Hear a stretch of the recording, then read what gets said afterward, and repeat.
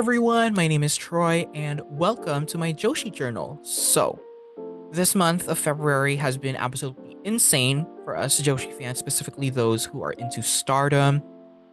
It's been really demotivating to make content as a fan.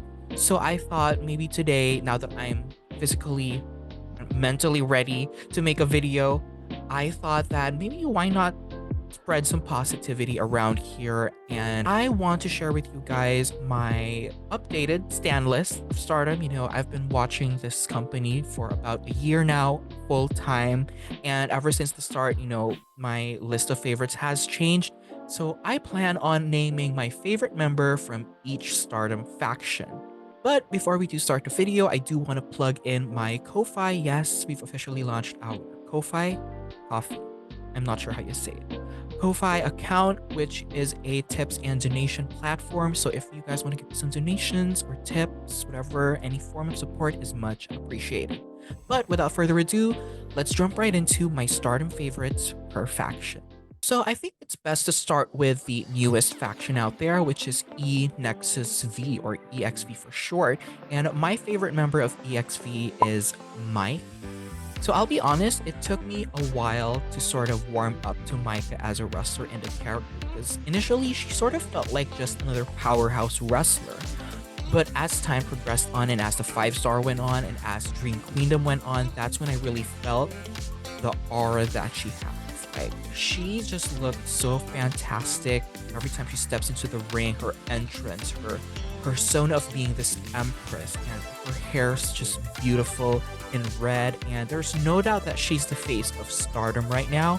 And what's insane is that she's only getting started. Like, this is like the initial stages of me being a fan of hers, so I feel like we only go upwards from here. So I became an even bigger fan of Maika when she teamed up with Megan Bayne. Rest in peace, Divine Kingdom.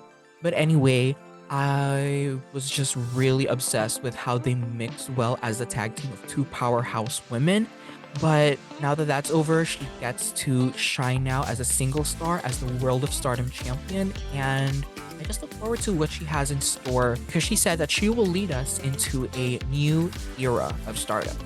Up next, let's go to stars. So instantly, Mayu Iwatani. I've stanned her, I want to say, since 2018, 2017, when I first got into Stardom, because my early favorites were Kairi, Io, Mayu, so the Daughters of Stardom, and then Suzuki and Yokobito and Kagetsu.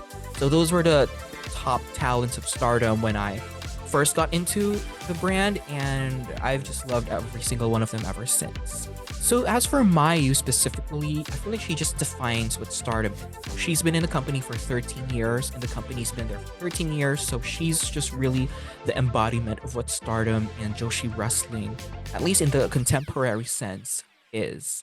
And she's just a fantastic wrestler. Nobody takes neck bumps like Mayu Iwatani, and she's just at the point in her career where she's pretty much done everything in Stardom, but at the same time, it feels like there's so much more that she could do with these up-and-coming talents. So, yeah, much love to you, Mayu Iwatani. Alright, so next up, Queen's Quest. You guys already know Azumi. You all know that she's my sister, my Libra sister. She's beautiful, high-speed, submission specialist, well-rounded. She's just everything. She's actually Io Shirai's daughter, if we're being honest. But I will say, what I want to see from Azumi is a major singles championship run. And yes, I'm aware that, she did have her high-speed championship run where she defended a total of a million amount of defenses, but I'm talking white belt. Okay, I'm talking about Azumi white belt agenda. I don't know how that's gonna happen. Maybe the Cinderella tournament, it's coming up, but I feel like she's proven herself. She had that amazing match with Julia for the Strong Women's Championship, and she may have lost, but she's showing y'all that she can hang in there with the top girls in the industry. So, just saying. And don't forget her IWGP Women's Championship match with Mercedes Mini. Alright. Azumi white belt agenda. Yes. Okay, so moving on, Oedo Tai. So surprise, surprise. It's not Starlight Kid, but I do love Starlight Kid. She's really my girl. She's absolutely fantastic. But if we're talking about overall, my favorite member of Oedo Tai is Momo Watanabe. Listen, similar to Mayu Iwatani, I saw some of her work in 2017. I don't think I mentioned her earlier in the list of names. I'm so sorry.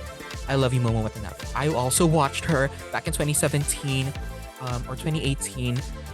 It was the Wonder of Stardom Championship match she had with Io Shirai, and I believe she won the Cinderella tournament to challenge for the white belt, and she won that match. That match, oh, that match was fantastic. It's available on YouTube for free. Please go check it out. This girl is a legend. But funnily enough, when I first watched her, that was when she was in Queen's Quest, so her overall look was much different. So when I returned to watch Stardom in 2023 last year, I was like, who is this new girl? What happened to her? What happened to her, Queen's Quest type gear? Why is she blonde? Why is she wearing these purple colors? I was like, oh, she's in Oedo Tai now. However, that happened, but yeah, we all know the story. Okay, so the thing with Momo Watanabe right now, I feel like she's the Natalia of Stardom. And I don't mean that in a bad way, but also it's not really much of a good thing. In a way that I feel like she's the dependable worker, where I feel like if they need someone to put on an amazing match, Momo Watanabe is one of the most dependable workers they have. However, she's Natalia in the sense that they don't give her proper flowers. Like, why hasn't she won a 5-star? Why hasn't she won the red belt yet? And this is weird because she had one of the most amazing Wonder of Stardom Championship runs of all time in history, alongside maybe Arisa Hoshiki. And it's crazy to think that ever since that run, she hasn't really had another major singles championship reign. So Stardom, I'm looking at you in the eye. If Momo Watanabe decides to stay, you better treat her right. You better treat her like the wrestler, like the top talent that she is. Alright, next up we got Cosmic Angel. So you guys might not know who my favorite in Cosmic Angel is yet, I think, but I'm absolutely obsessed with Tom Nakano. So I feel like she's just the definition of duality. She's so pretty, she's so cute, but she's so dangerous. Like,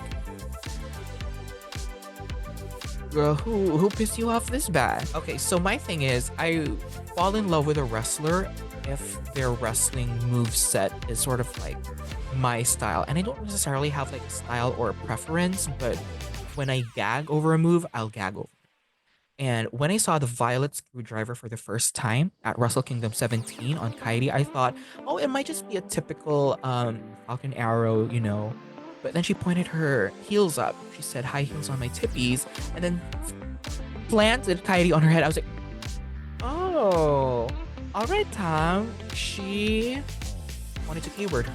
As we may know, Tom is a former World of Stardom champion and Wonder of Stardom champion, but the world title was much more recent, and she had to relinquish it due to injury.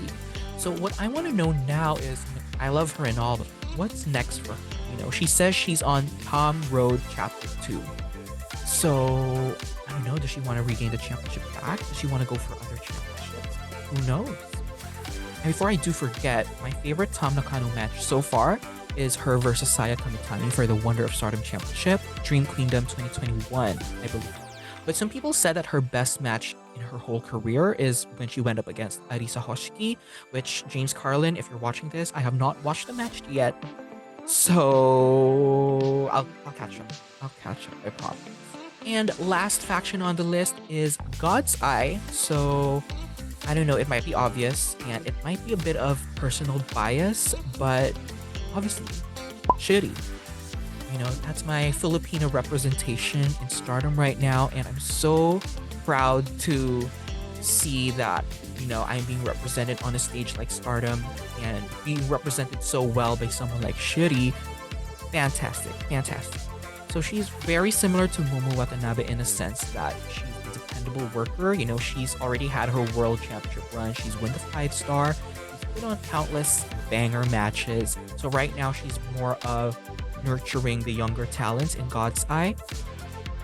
And she's dependable when it comes to needing a talent to put on an amazing match for, say, the middle card of the show, but in no way is she a mid card. All right, this girl will main event any pay-per-view that she wants. She can put on a banger. And I don't know if this is weird, but I love her wrestling and all, but I fell in love with her more when she started becoming Saki Kashima's mother. right? Like their relationship is like a mother and a daughter, you know. Whenever they go train at the dojo for God's Eye training sessions or whatever it is, like I feel like they just have this motherly bond, like not even sisterly, like this is a motherly bond. So I'm expecting sooner or later that Saki Kashima will become the next shit. I want to see her go kickboxing. I want to see her go knock girls out, defeat them in UWF matches. I just love their pairing so much. That's why I love shit. So that's pretty much it for the Stardom factions. There's 6 as of now, but I do want to give a bonus to the factionless members of Stardom because there's a lot of them, especially since Donna Del Mondo disbanded. And actually, the factionless members of Stardom are actually really, really talented, like Mei Sera, Juria, Thekla, etc., etc. But out of them, my personal favorite has to go to Suzuki. I went into the 5-star Grand Prix not knowing anything about this girl. And she had this match with Syuri that just blew my mind. And what even gagged me even more was when I did my research, I found out that she was 21 years old. She's my age. And she's doing stuff like this? This woman is crazy. Like, she's just a mix of powerhouse, high flyer, pretty much everything. And as much as I wanted her to win the red belt, you know, Maika deserved it more. Maybe in this 2024, she might get her singles championship run. How will it happen? I don't know. That's not my problem to think about, but I know Stardom will find a way. Stardom will find a way because she's just incredibly talented. And I hope she gets recruited soon in a faction somewhere.